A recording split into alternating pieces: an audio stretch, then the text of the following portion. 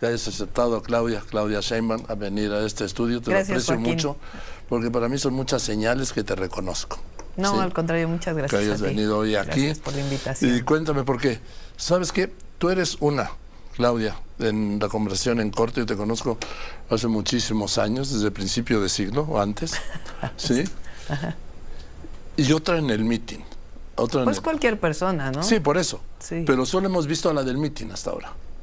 Es cierto, hace rato que no voy a entrevistas. Tomé la decisión de esta semana aceptar algunas entrevistas, porque el viernes ya inicia la campaña formal y ya nos vamos pues a la vorágine de la campaña, que es estar pues prácticamente todos los días fuera de la Ciudad de México. Estar todos los días fuera de la Ciudad de México, y es entrar en una, pues en una inercia que tú la has vivido con las campañas de López Obrador, pero nunca la habías vivido como tu candidata. Pues me tocó la precandidatura, Sí. que pues este proceso que ha sido algo largo. Sí. Me tocó la precandidatura, pero no es lo mismo ya la campaña formal, es cierto. Sí, porque y además las campañas son unas trituradoras, sobre todo de colaboradores. Yo lo he visto a lo largo de los años. ¿Por qué? Porque es, ahora vamos ya, esto, lo otro y ya. Sí, a ver, vamos a hacer de 2 a 3 eventos diarios en distintas entidades de la República. Vamos a tener, quiero hacer como conferencia de prensa diario, pero también con medios locales, Claro. que es importante, en los lugares donde estemos, y reuniones sectoriales, y aparte el meeting. Entonces sí va a ser muy movido, la verdad. A ver, a los estados a los que vas, a los lugares a los que vas, lo importante es la prensa local. Sí, ¿Eh? eso es, ahora lo sabía pues, pero por ejemplo, tu programa pues se oye en toda la República, Sí. pero hay veces que en algún estado de la República se oye más un programa local que lo que se oye en López Y porque Obrador, tienen más o que se frescos oye- los... Además son los temas locales, ¿no? Exactamente, son los que los Sí. tienen más frescos.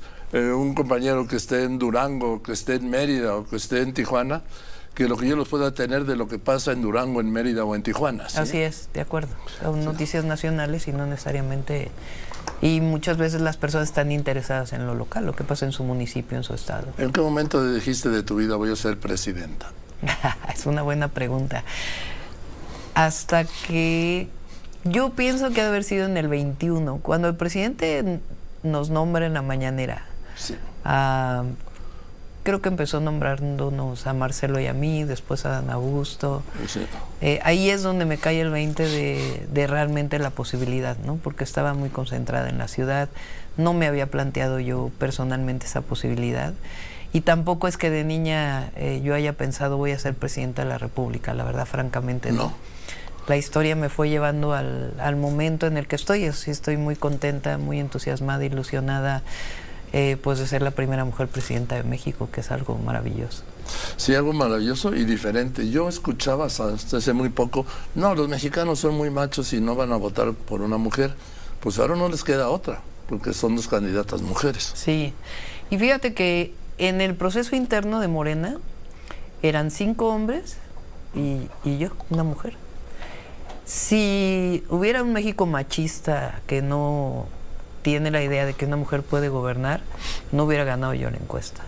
Y además yo también dije es tiempo de mujeres, porque lo creo, es tiempo de mujeres. Entonces, yo creo que también está quedando atrás el México del machismo. Hay que seguir avanzando. Fíjate que no, que ese México existe, pero porque tenemos que luchar contra él todos los días. Estoy de acuerdo, ¿sí? pero a ver, hace 15, 20 años a lo mejor no hubiera sido posible una mujer presidenta. Y en los años 40 no podían ni Pues no podían ni votar, ni te hubieran exactamente. podido postular, ¿sí? Sí, de acuerdo. Ni votar ni ser votados. Por eso digo que estamos mejor ahora que antes, Yo siempre pienso eso. ¿verdad? Yo siempre pienso, En todos sentidos. para mí nada de que el tiempo pasado siempre fue mejor, no. Para mí el tiempo actual siempre es el mejor. Porque Pues sí, es pasado el ya se presente, fue. ¿no? El hubiera es una familia muy grande, Sí, decía sí, alguien que ya que no es hay un manera. sinónimo del que no existe, Sí, ¿no? es cierto. A ver, pero yo siempre te vi a ti, Claudia, candidata presidencial. Ah, sí, esa es la primera noticia que tengo. Ajá. No, porque lo escribí muchas veces y lo dije muchas veces. ¿Por qué? Pues porque... Cuando llegué a la jefatura de gobierno. Sí, Sí, de acuerdo. sí. Desde la jefatura de gobierno. ¿Por qué? Porque estabas en la posición Y luego, pues, la relación que tiene el presidente contigo y que tú tienes con el presidente, que ha sido, pues, en realidad casi no, yo creo que no se conocían en 1999. No, yo realmente lo conocí cuando llegué a ser secretaria de Medio Ambiente. Previamente en 2000. En 2000, en diciembre del 2000. Ahí es cuando, digo, lo conocía yo como una figura política nacional, pero no había tenido una relación personal con él y además profesional principalmente, ¿no? Sí. Y ahí es que, pues tú me conociste como secretaria de Medio Ambiente. Hicimos muchísimas cosas. Lo conocí antes del CEU. Ah, bueno, sí, también. Sí. Pero ya en una entrevista o algo así, ya como secretaria de Medio Ambiente, que me tocó la construcción de los segundos pisos, el Metrobús Chapultepec. No, lo de Chapultepec creo que yo sé que es muy importante los segundos pisos, que te los encargó personalmente a ti el presidente. Sí. Perdón, el entonces jefe de gobierno del Distrito Federal. Pero haber cerrado el bosque de Chapultepec 9 meses para recuperarlo, ese tiro no se lo había echado a nadie, ni se lo ha vuelto a echar nadie, ¿eh? Es cierto, cerramos la primera sección y bueno, con un consejo ciudadano muy importante, muy plural por cierto, y se hizo un saneamiento ambiental, se le tuvo que explicar a la gente que había que tirar árboles porque era importante para que resurgiera el bosque, sobre todo árboles enfermos, y la gente lo entendió. Así fue la recuperación del lago. Realmente cambió mucho el bosque. A ver, el bosque el suelo era duro como cemento. Sí, exactamente. Como concreto. Había mucha compactación por tanto árbol. Ya no se infiltraba el agua para que los árboles estuvieran sanos. Y luego de repente, Claudia Sheinbaum, candidata presidencial. Sí. Dime, Claudia, en diciembre, 8 de diciembre de 2022, siendo jefa de gobierno, y yo,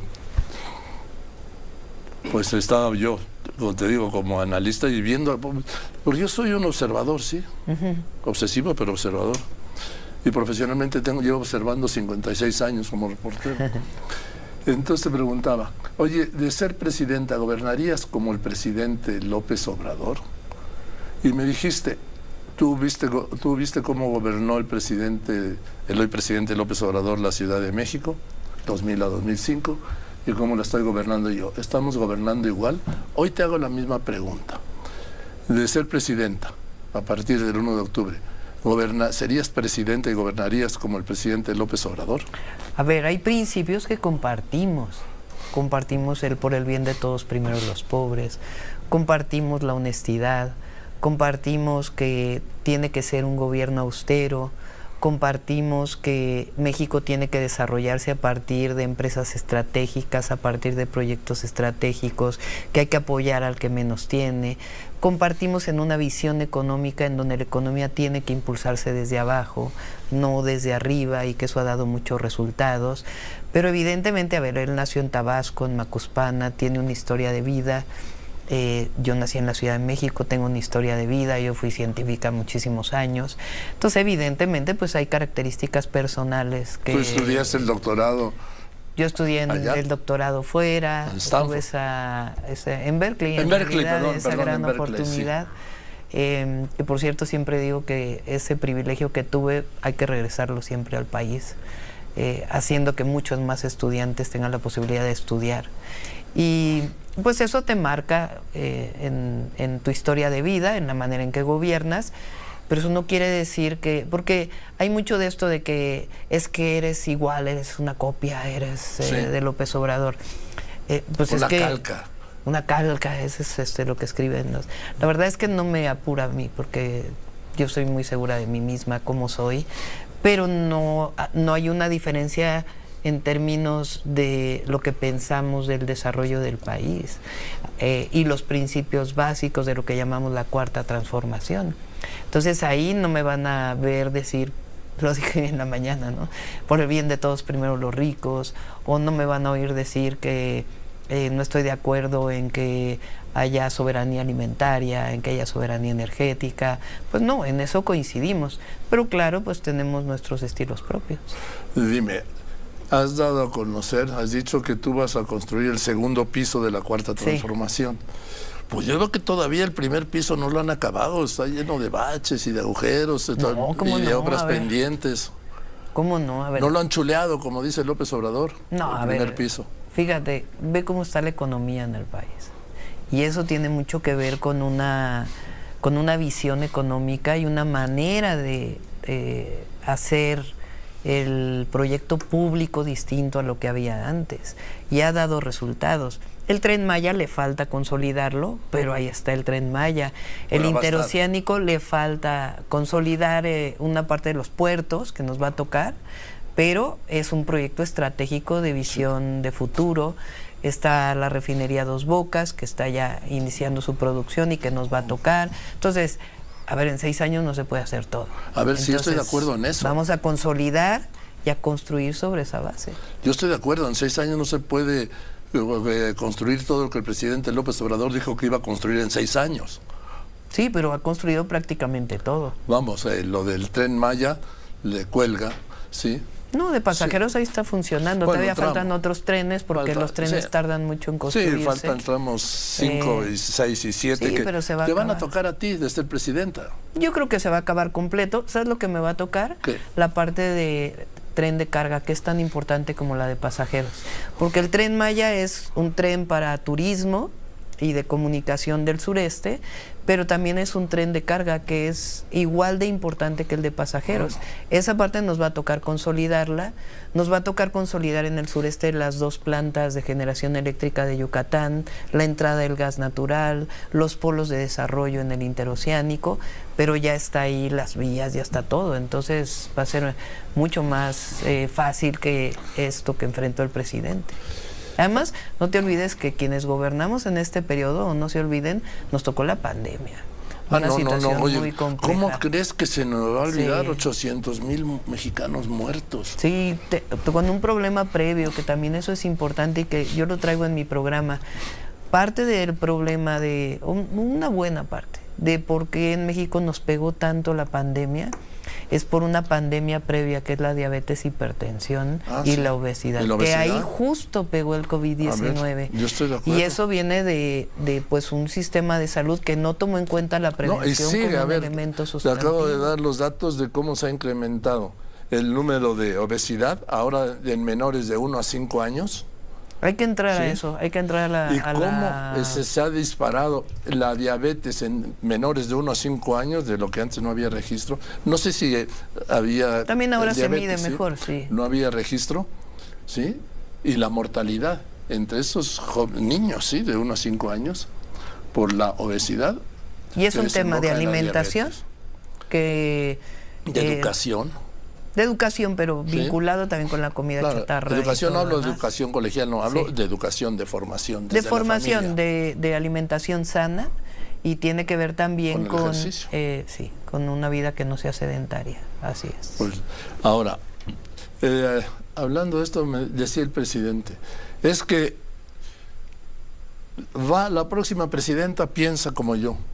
¿Tú piensas como el presidente López Obrador? En muchas cosas pienso y tenemos principios similares. Somos 2 personas distintas. Nadie puede pensar exactamente igual que la otra persona. Es lo que yo digo. Claro, pero en el sentido de que vamos a darle continuidad. Si no va a regresar el neoliberalismo como estaba en nuestro país, ni esta visión de que unos cuantos son dueños de México. Aquí lo que cuenta son las grandes mayorías de nuestro país, y vamos a seguir disminuyendo la desigualdad y disminuyendo la pobreza en una visión de país en donde la economía hay que impulsarla desde abajo. Yo tengo una frase que me dijo un colaborador que me gusta mucho y la repito, que es que la economía, como los árboles, hay que regarlos desde abajo, no desde arriba. A ver, mira, creo que eso ha sido un gran acierto del presidente López Obrador. Me decía hace poco Larry Fink de BlackRock, que es el fondo internacional más importante, lo vimos hace poco. Él decía, es que en todo el mundo reconocen el acierto del presidente López Obrador de no haberse endeudado en la pandemia, que eso es lo que ha permitido que la economía crezca. Y apoyar desde abajo, no apoyar a las empresas desde arriba. Es reconocido mundialmente y hoy estamos viendo los resultados. Mira, hay una cosa que está demostrado, que sin desarrollo ¿sí? no hay combate a la pobreza. Pero también está demostrado que con desarrollo no necesariamente se combate la pobreza. Crecimiento, es que es distinto. Sí. desde mi perspectiva, al hablar de crecimiento económico, Eso es lo que estoy. el crecimiento económico son los grandes indicadores, ¿no? Producto Interno Bruto. No es lo mismo crecimiento que desarrollo con bienestar, ¿no? Que desarrollo sustentable, yo diría, con bienestar. El desarrollo, ¿en quién estás pensando? En las personas. No estás pensando en los grandes indicadores. Y muchos economistas se fueron con la finta de que el gran tema era el crecimiento del PIB. Y el crecimiento del PIB no necesariamente se traduce en reducción de la pobreza y Por la supuesto, desigualdad. o sea, eso está Por eso hablamos acreditado. de desarrollo con bienestar. Fíjate, ahora todo esto que se habla del nearshoring y la oportunidad que tiene México de recibir inversiones, que ya lo está haciendo, porque el año pasado fue el año de mayor inversión extranjera directa en la historia de México. Yo siempre he pensado y lo he platicado con los empresarios de México, desde los grandes, los medianos hasta los pequeños, y están de acuerdo de que no podemos pensar exclusivamente en el empleo. Tenemos que pensar en el empleo bien remunerado, en el empleo digno, justo, y también en que el trabajador tenga vivienda y tenga escuela y tenga buen transporte. Eso es desarrollo. Bueno, es que eso Y es hacia allá desarrollo. tenemos que pensar. Y eso no lo hay hoy. Bueno, No. inició. Bueno, Pero vamos hacia allá, porque esa es la visión. En ese sentido, sí tenemos una visión. sí, pero ahora la visión hay que llevarla al terreno de los hechos. ¿Tú lo vas a Sí. hacer? Claro que lo vamos a hacer. Pero a ver, Claudia, no me vas a decir también que... Y yo digo que en 6 años tampoco da tiempo, ¿sí? Sí. Fíjate, tú te has de acordar. Dime. Hace tiempo hablaban. Yo me acuerdo cuando estaba en la facultad y previo en la prepa. Es que el problema de México es que son proyectos sexenales y no tienen continuidad. Llega un presidente y quiere acabar con todo lo anterior y no le reconoce nada. Bueno, ahora va a haber continuidad, un montón de proyectos estratégicos. Exactamente, y eso es bueno para México. Yo creo que sí es bueno para México. Pero tú tienes claro que, como dice la Constitución, el Poder Ejecutivo se deposita en una sola persona, Claudia, de ser tu presidenta. Sí, en tu gabinete, por supuesto. No, el ejecutivo, sí. Pero se deposita en una sola persona, es decir, solo... Siempre y cuando respondas a quien te eligió y por qué te eligió. Bueno, por eso, ya Porque en el momento en que rompes con eso, pues ya se rompe la legitimidad y en fin, todo. pero en el terreno de la legalidad dice, sí tienes claro que para atrás ni para tomar impulso, que no caben 2 personas en una silla presidencial. ¿Pero por qué lo dices? ¿Por qué? Porque yo no tengo claro que el presidente López Obrador se vaya a retirar a su finca como ha dicho. ¿Pero por qué no? Pues, ¿A poco no ha cumplido todo lo que ha prometido? unas cosas sí, otras no. La mayoría las ha cumplido. Bueno, pues, por eso tiene la popularidad que tiene hoy, si no, no la tendría. Porque, por ejemplo, ¿quién va a encabezar el movimiento de Morena? Nos va a tocar encabezarlo. Ahora yo voy a estar en la presidencia, pues le va a tocar al siguiente presidente o presidenta de Morena, que va a tener que ser decidido ya sea por encuesta o por otro proceso que establecen los estatutos. Pero tiene que haber división entre partido y gobierno, como no podemos regresar a un PRI que ya vivimos hace mucho tiempo. Exactamente. Sí. Ya me preguntabas por qué te decía eso de que solo cabe un lugar y que la Constitución señala que que el Poder Ejecutivo se deposita en una sola persona, el presidente, en este caso presidenta de la República, porque te repito, yo no veo al presidente yéndose. No, pues yo creo que estás equivocado. Puede ser, Sí. pero no lo veo. No, a ver, va a haber un legado muy importante del presidente López Obrador. El presidente ha marcado historia y se puede hablar de un México antes del 2018 y después de diciembre del 2018. Y hay un legado del presidente Andrés Manuel López Obrador y un reconocimiento a su presidencia. Si no, repito, no tendría el reconocimiento del pueblo de México que tiene hoy. Pero nos va a tocar construir a partir de ahí pues un nuevo sexenio. Y en ese sexenio pues va a haber muchas cosas de continuidad, va a haber nuevos proyectos y nos va a tocar pues un México distinto, gobernado por una presidenta. Dime, de la transformación. Sí. Con apellido. Claudia Sheinbaum, a ver, no todo lo que ha hecho el presidente está bien por más que él insista en que sí. Y yo supongo que tendrás que hacer ajustes, reforzar lo que funciona y pues corregir lo que está pendiente o no funcionó. Por ejemplo, el sistema de salud, que ha sido un desastre. A ver, se está construyendo un sistema de salud con el IMSS Bienestar muy importante. Te voy a poner ejemplos de lo bueno que pasó en la ciudad a la hora de pasar al IMSS Bienestar, que tiene que consolidarse. Y también nos va a tocar consolidarlo. Por ejemplo, había médicos en la Ciudad de México, hombres, mujeres, especialistas, que ganaban 11,000 pesos mensuales. Y tenían una plaza de honorarios. Especialistas que operaban. No le podíamos elevar el salario porque el gobierno de la ciudad no tenía los suficientes recursos. Y luego está controlado lo que le llaman el capítulo 1000, que es de personal, etcétera. Entonces era muy difícil. En el momento que pasó al IMSS Bienestar, esos médicos ganan 34,000 pesos y tienen una base. Pues evidentemente la manera en que van a atender a la gente es distinta y te consolida un sistema de salud cuando tienes médicos y médicas bien pagados. Igual enfermeras. Ahora, gracias a eso también se va a equipar los centros de salud en la ciudad y otras cosas que se van a ir viendo poco a poco. Entonces, tienes que consolidar un sistema de salud pública, que es lo más importante, desde la prevención, como decíamos, hasta la atención de la enfermedad más compleja.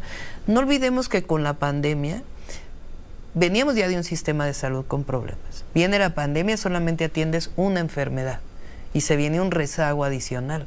Entonces, realmente el nuevo sistema de salud comienza a construirse pues en 2021. Entonces, no ha habido suficiente tiempo, pero la visión es correcta de orientar hacia un sistema nacional de salud pública. ¿Tú también piensas en Dinamarca o piensas en México? Pienso en Dinamarca, pienso en México, pienso en que cualquier mexicano o mexicana debe de estar, si lo quieres llamar así, inscrito, afiliado a un sistema nacional de salud que les permita desde la prevención hasta la atención de la enfermedad más compleja de manera gratuita. Eso lo firmo. Sí. ¿Cuándo? Nos va a tocar consolidarlo. Ya inició y nos va a tocar consolidarlo. Porque lo que hizo este gobierno fue, no digo que era una maravilla, pero funcionaba mejor que nada, el Seguro Popular, crea el INSABI y el mismo gobierno mata al INSABI. A ver, es que el INSABI, es importante esto. El INSABI acabó siendo un distribuidor de recursos y de construcción. En cambio, el IMSS Bienestar, a diferencia, lo que está consolidando es un nuevo sistema de salud. El Seguro Popular era la distribución de los recursos públicos de la Federación a los estados y tenía muchísimos problemas, la verdad. Además, solamente atendía una parte. En cambio, el IMSS Bienestar, pues es realmente un sistema de salud al que vas a estar afiliado si no estás en el Seguro Social o en el ISSSTE y que te va a dar la salud que requieres. Eso yo creo que es la visión y la consolidación del sistema. Que yo lo deseo, por supuesto. Dime, déjame pasar. El tema más sensible es el de la violencia. Al día de hoy suman 180.400 los homicidios dolosos en lo que va de este gobierno. Los abrazos y los no balazos no han funcionado. No ha funcionado la política pública en materia de seguridad, Claudia. Ahí están las cifras. A ver. Casi 50,000, 49,700 desaparecidos, no localizados en lo que va de este gobierno. Sí, a ver, vamos como por calma, vamos desgranando, ¿no? Desgrana. Hay dos indicadores. Homicidios. Es importante la tendencia, porque la tendencia podría ir creciendo, estaríamos en una situación terrible como fue en el sexenio de Peña o en el sexenio de Calderón, donde aumentaron más de 200% los homicidios. Aquí hay una disminución del 20%. Entonces, hay disminución. Eso es importantísimo. Hay una disminución ahora, en la tendencia de incremento, fíjate, no en el número. En la tendencia, pero es sustantivo.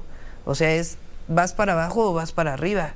Y eso, cambió la tendencia.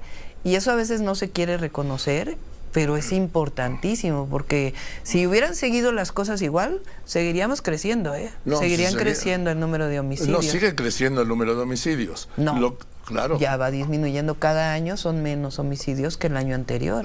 Los primeros 2 años se estabilizó y después fueron disminuyendo. Ahora, si quieres, pasamos a otra parte. Yo tengo experiencia en la Ciudad de México. ¿Qué hicimos en la Ciudad de México? Bueno, y a nivel nacional también hay que tomar en cuenta la percepción de la ciudadanía en seguridad, y esa ha disminuido. O sea, la gente se siente hoy en un país más seguro que en el 2018, fíjate. Y eso es una encuesta del INEGI en quien todos los mexicanos y mexicanas confiamos, o la gran mayoría, a partir de la encuesta nacional de seguridad urbana. Ahora, en la ciudad, a mí me tocó disminuir los delitos de alto impacto en 60% y los homicidios en 50%. Eso es cierto. Tuvimos una estrategia que la pienso llevar a nivel nacional. Una parte tiene que ver con la atención a las causas, es decir, se minimiza mucho la atención a las causas, pero porque es no se ve. Lo más importante, y no, ahí está Jóvenes Construyendo el Futuro. Por eso, pero y no nosotros se ve. En la ciudad, yo te puedo decir casi por nombre y apellido que sacamos a cerca de 11,000 jóvenes que pasaron por un programa que se llama Jóvenes Unen al Barrio, que salieron de prácticas violentas a un esquema de vida distinto.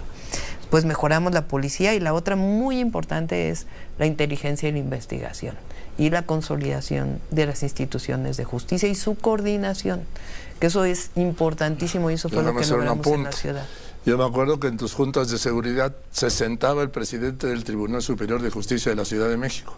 Sí, porque yo se los planteé a él, se lo planteé a los magistrados de la ciudad, porque, fíjate, la Suprema Corte de Justicia tiene tanta responsabilidad en pacificar la ciudad y disminuir la violencia como el presidente de la República.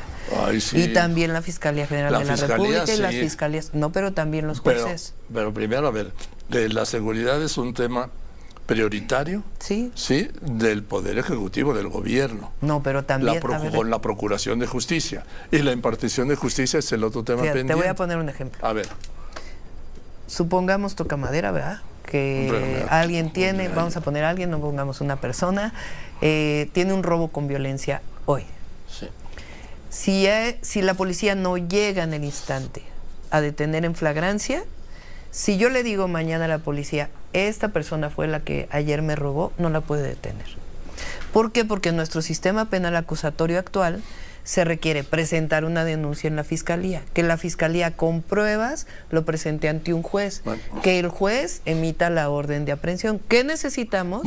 Fortalecer todo el proceso. No, modificar la ley. Bueno, puede ser. Reformar pero la ley. En el sistema actual, que tiene sus virtudes de derechos humanos y sus grandes defectos también, lo que necesitamos es que se hagan buenas carpetas de investigación con información de la policía, de la Guardia Nacional, y que los jueces actúen adecuadamente, porque también a veces los jueces, y me tocó verlo aquí en la Ciudad de México y con jueces federales, que habían paros a delincuentes cuando se había presentado una carpeta de investigación bien hecha. ¿Por qué? No lo sé, que lo expliquen los jueces.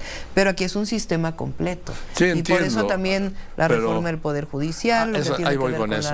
¿Tú estás de acuerdo en la reforma del Poder Judicial que plantea el presidente López Obrador? Que yo supongo que sí, porque cuando el presidente López Obrador anunció el lunes 5 de febrero, el pasado lunes 5, en el recinto parlamentario, en el recinto constituyente del 54, ahí en Palacio Nacional, sus 20 iniciativas de reforma constitucionales, tú dijiste que las hacías todas tuyas. Sí, a ver. ¿Todas? Sí, vamos a plantearlo de esta manera y me parece muy importante. Viene una campaña electoral. Ajá. Hay propuestas en la Cámara de Diputados. Necesitamos modificar el Poder Judicial. Como lo quiere el presidente. Está ahora, esa es una propuesta y hay que debatirla. Bueno. Hay que debatirla. Es una propuesta que hay que debatirla. Yo estoy de acuerdo, pero hay que debatirla.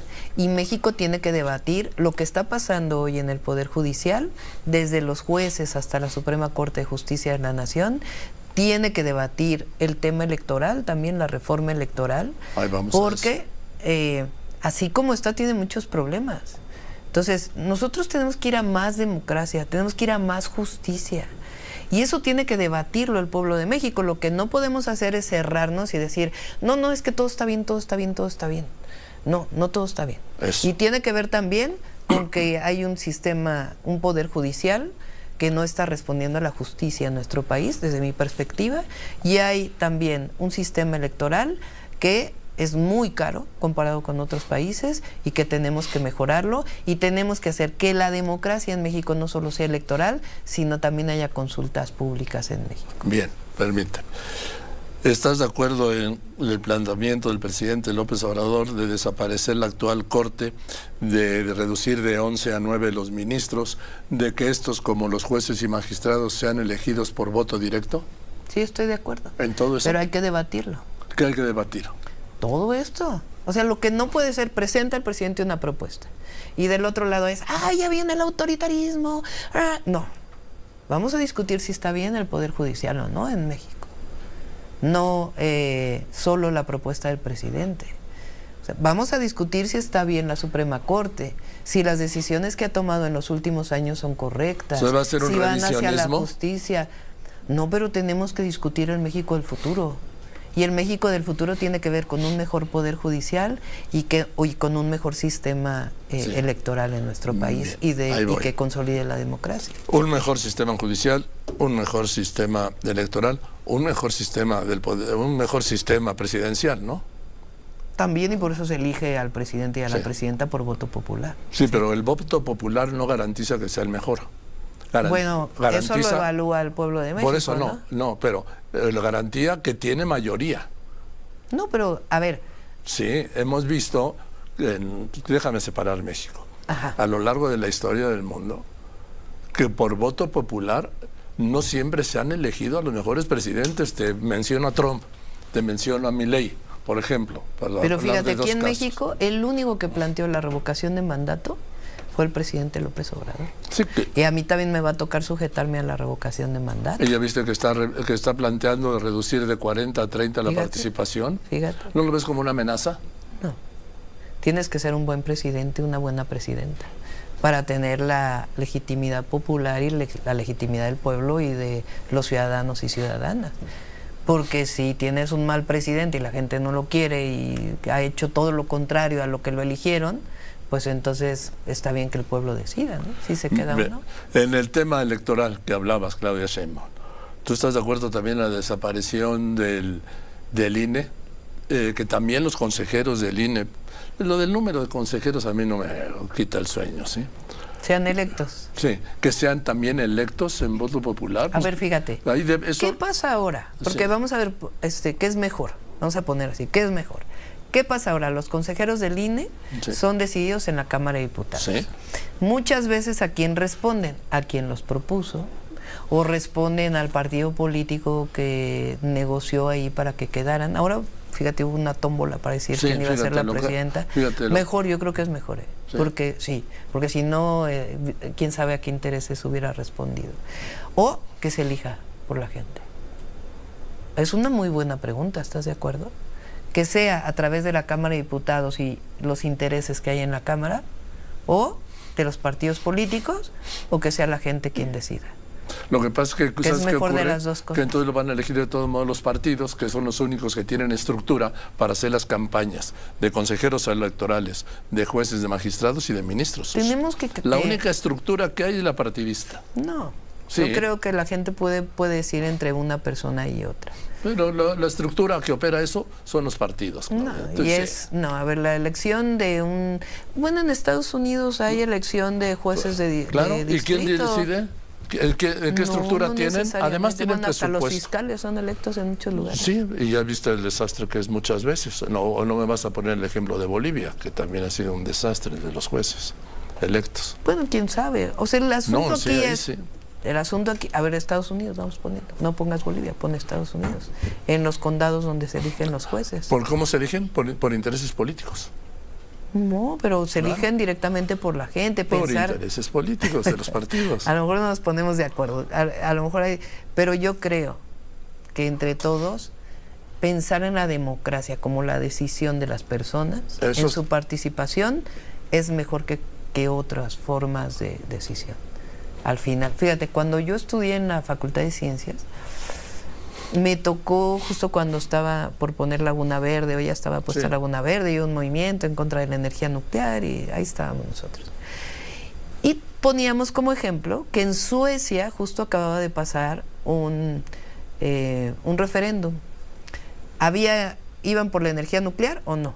Una decisión que parecería técnica, ¿estás de acuerdo? Sí, pero es... Y la tomó el pueblo de Suecia, que ya no hubiera más energía nuclear que la que estaba programada. Bueno, si en Suecia pasa eso, ¿por qué en México no puede hacerse consulta sobre problemas fundamentales o la elección de los jueces? Por eso digo, estamos construyendo el México del futuro, y polarizar frente a eso y decir eso no, solo esto sí, no, vamos discutiendo qué es mejor para la democracia. Sí, nada más dime, sí, pero ¿sabes quién está ahorita haciendo eso de polarizarte, decir esto sí y esto no? El presidente. No. Sí, como todas las mañanas. Fíjate, te voy a poner ejemplos de cómo no está tan polarizado Déjame el poner país un como anuncio, se diga. ¿sí? Sale. Y enseguida regresamos con los ejemplos que me va a poner Claudia Sheinbaum, candidata presidencial, de que el presidente no polariza. ¿No? Venga. A ver, decisiones importantes económicas. Incremento al salario mínimo. Sí. Decisión consensada. Desaparición del outsourcing o casi desaparición del outsourcing. Decisión consensada. Ese no ha desaparecido, pero bueno. No, pero en una parte muy importante. Pues Sí, el por eso gobierno ahora hace hay outsourcing. más. Sí, pero una cosa es el contrato directo de limpieza y otra cosa es lo que hacían antes, que contratabas una empresa que a su vez contrataba otra, que a su vez contrataba otra. Y había disminución en ingresos y también no había derechos para los trabajadores. No tenían seguro social o no ganaban lo que debían ganar. Ahora hay más reparto de utilidades. Eso fue una decisión por consenso. Cuando vino este tema de la inflación producto de la guerra en Ucrania, no hubo una decisión de vamos a controlar los precios, no. Hubo una mesa de trabajo en donde se sentó el presidente con las principales comercializadoras de alimentos, tiendas comerciales, y se dijo, a ver, vamos a controlar o vamos a generar una cosa en donde la canasta básica no tenga los incrementos de otros precios, y se definió adecuadamente la canasta básica. Son decisiones por consenso muy importantes. Otros temas que tienen que ver con el mundo laboral y económico se tomaron por consenso. Entonces, incluso ya hubo una reforma al sistema de pensiones, fue por consenso, donde incluso los empleadores tienen que pagar más. Entonces, hay decisiones muy importantes que se toman en acuerdo y son las decisiones fundamentales.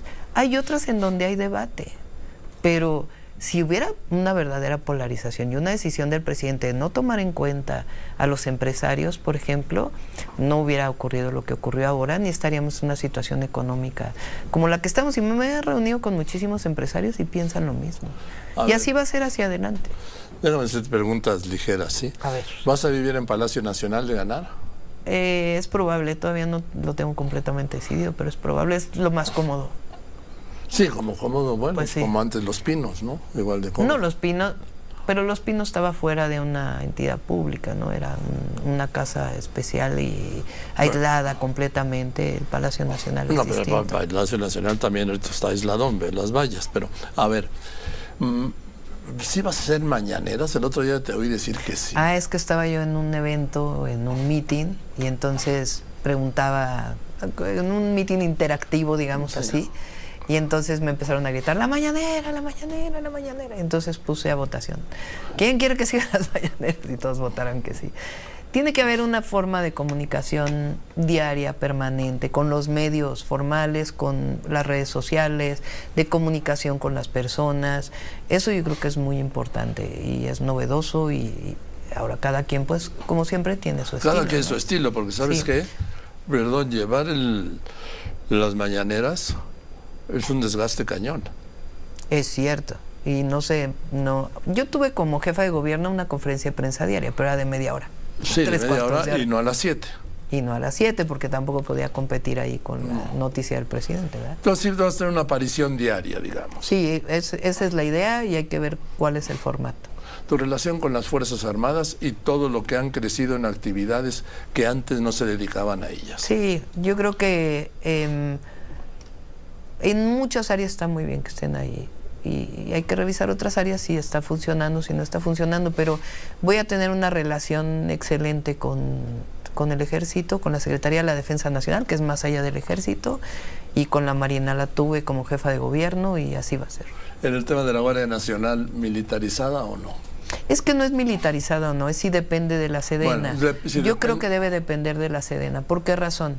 Primero porque la formación es mucho más disciplinada, y eso Sí. tiene que ser formal. Que creo yo que hay que consolidar la Guardia y hay que avanzarla también en otros temas que aún no, por ejemplo, vigilancia en carreteras, el tema de la consolidación de primeros respondientes, que es muy importante que camine también hacia allá. Entonces, todo eso hay que consolidarlo, y está bien que esté en una entidad en donde hay disciplina y formación. Para lo que hay que modificar la Constitución.